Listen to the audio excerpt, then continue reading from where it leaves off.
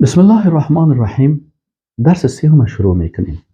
مختصر وقتتان زیاد گرفته نشه. زیاد من تفصیل نمیدم. سابق درسای عقیده دادیم، زیاد تفصیل گپ زدیم، بعضی دوستا باز انتقاد کردن. حالا میخوایم که از کتاب و از اصل موضوع نبرایم و زیاد طویل نشه، مختصر باشه، بین 5 دقیقه و 10 دقیقه. یعنی کوشش میکنیم که از 10 دقیقه زیاد نشه. از این بخاطر درسای کوتاه است. حکم آموختن عقیده توحید، درس سیوم. بسم الله الرحمن الرحیم. یک کسی از شما سوال میکنه که انی عقیده توحید که شما درس میتین، حالا ما خب بسیار مسلمان ها هستن این عقیده را نخواندن، حکم آموزش از این چی هست؟ الله سبحانه و تعالی میگه که فعلم، پس علم حاصل کو، انه یقینا که لا اله، نیست هیچ معبود به حقی که مستحق عبادت باشه و مستحق اطاعت باشه. علم داشته باش که هیچ معبودی به حق نیست که ذاتش عبادت شود و شریعت و حکمش اطاعت شود الا الله، بغیر از الله. میگید بفهم، یاد بگید. بعضی کسا الله را عبادت میکنه، حکم الله را تطبیق نمیکنه. در مسئله حکم الله وقتی که آمد، باز میگه ولایدم فلانیا تو میگن 200 قسم نام میمانه، الله میگه نه، فعلا علم حاصل بکن. اینال اینجا علما چی میگن؟ امام بخاری رحمت الله علیه یک بابی را در کتابش ذکر کرده، میگه باب علم قبل از سخن گفتن و عمل کردن. یعنی پیش از اینکه تو سخن میگی و پیش از اینکه عمل میکنی، چی باید داشته باشی؟ علم داشته باشی. به چی؟ به توحید، به عقیده. علامه ابن حجر عسقلانی رحمت الله علیه میگه که زکی عالم، حالا گپ آیت قرآن است، امام بخاری آمد ای گپ گفت، یعنی آیت تشریح میکنه. امام ابن حجر عسقلانی رحمه الله این سخن امام بخاری رو برای ما شما تشریح میکنه. چی میگه؟ میگه منظور امام بخاری این است که در صحت سخن و علم و عمل، ببینید در صحت سخن و عمل علم شرط است. سخن و عمل بدون علم اعتبار نداره. الله سبحانه و تعالی وقتی که آدم علیه السلام خلق کرد، در زمان آدم علیه السلام پوهنتون نیست، مدرسه نیست، معلم نیست. آدم علیه السلام چی کنه؟ الله متعال ایره برد جنت برش مثل پوهنتون و دانشگاه و مدرسه جور کرد. آدم علیه السلام انی جاعل فی الارض خلیفه بود، در زمین خلیفه بود. الله متعال آدم علیه السلام برد در جنت. برای چی؟ اولی آدمی که خلق شده این نیاز داره که تعلیم شود، تربیه شود، دوست دشمن خود بشناسه، توحید بشناسه، ظرفیت علمی و معرفتی پیدا بکنه تا که وظیفه خلافت الهی را در زمین الله بگیره و من حیث خلیفه الله در زمین الله حکم الله را تطبیق بکنه.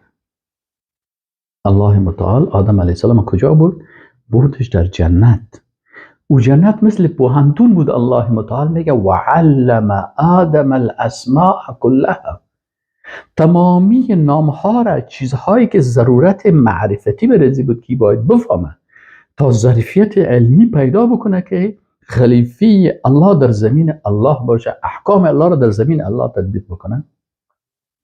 اینجا وقتی که آدم علیه السلام در اینجا الله تربیه میکنه، آدم علیه السلام در اونجا دشمنایش میایه، مثلا ابلیس جنگ فکری میکنه.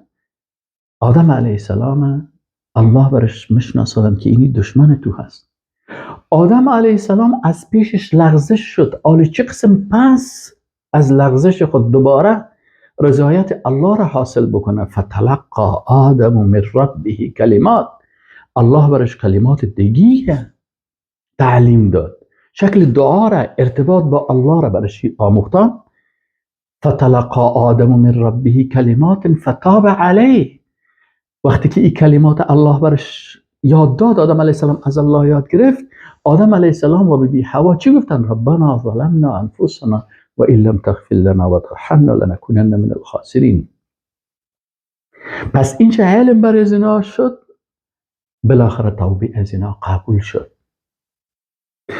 اینال امام ابن حجر عسقلانی رحمه الله میگه که منظور امام بخاری از این بابی که در کتاب خدا آورده چی است؟ که در صحت سخن و عمل، وقتی که سخن میگی و عمل میکنی، علم شرط است. پس آدم علیه السلام و علم آدم الاسماء كلها و با رسول الله صلی الله علیه وسلم و علمک ما لم تکن تعلم. الله چیزایی تو را آموختان که تو رو نمیفهمیدی. پس علم پیش از اینکه گپ بزنی، وقتی انسان در عقیده گپ میزنه باید علم داشته باشه به توحید.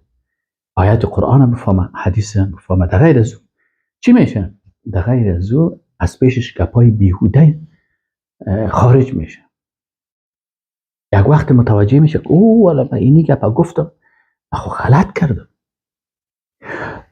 امام ابن حجر عسقلانی میگه که سخن و علم بدون علم اعتبار ندارد و علم از هر دو مقدم است. از عمل و از سخن که اول باید چی داشته باشی؟ علم داشته باشی. زیرا علم نیت را که عمل را صحت میبخشد تصحیح میکنه. آله نیت تو را چی جور میکنه؟ علم جور میکنه. وقتی که علم داشتی به قرآن و سنت، باز تو میفهمی که عمل من، نیت من، سخن من جور شود. این رو چی جور بکنه؟ علمی که به قرآن و سنت داشته باشی. علامه بدرالدین عینی چی میگه؟ میگه منظورش، یعنی منظور امام بخاری میگه چی است؟ این است که یک چیز نخست باید شناخته شود. اول یک چیز باید بشناسی، سپس گفته شود و به آن عمل صورت بگیرد. بناهن علم نسبت به هر دو مقدم می باشد. علم هم در ذات و هم در شرف، یعنی خود علم هم در ذات خود و هم در شرف خود، زیرا علم عمل قلب می باشد و قلب شریفترین اعضای بدن است. مفسر دیگه قرآن هم، علما وقتی که گپ میزنن، شما سخن هر عالم وقتی که بشنوین فکر میکنید که یک میوه جدیدی برای من با یک بوی، یک ذائقه، یک لذت، یک مزه دیگه هست. من والله مت احساس میکنم. عبدالرحمن سعدی یک مفسر قرآن است، چی میگه؟ میگه این علمی که الله به آن امر نموده است، علم به توحید الله میباشه که بالای هر انسان فرض عین میباشه. ببینین نماز تو نیست که علما نماز بخوانن خیلی عوام الناس نه یا نخوانن. میگن نه، نماز فرض عین است. نماز فرض عین است. و علم توحید ای عالم شیخ عبدالرحمن سعدی یک تفسیر داره به نام تفسیر سعدی. این میگه که ببینین، باز براتون بگم، این علمی که الله با آن امر نموده هست، ای آیت قرآن تشریح میکنه. فعلم انه لا اله الا الله. این چی میگه ای عالم؟ میگه ای علمی که الله با آن امر نموده است، علم به توحید الله میباشد که بالای هر انسان فرض عین میباشد و از هیچ کسی ساقط نمیگردد. از هیچ کس ساقط نمیگردد. تو بگی من بی سواد هستم، یا کسی بگه مثلا من انجینیر هستم، نه نه نه، انجینیر، دکتر، کلگی از هیچ کس ساقط نمیشه. مثل که نماز فرض ساقط نمیشه، علم توحید هم میگه ساقط نمیشه. متوجه هستین؟ ما روزانه 5 وقت نماز میخوانیم، فرض عین است. این میگه که باید روزانه اینه میخواستم که نماز میخوانی، اینه میخواستم فهمیدن توحید سر تو فرض عین است. ولو که ریشت سفید شده باشه، باز هم عقیده خوانده برو. و از هیچ کسی ساقط نمیگرد به هر موقفی که قرار داشته باشه.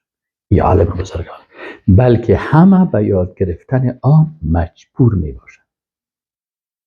و السلام علیکم و رحمت الله و برکاته.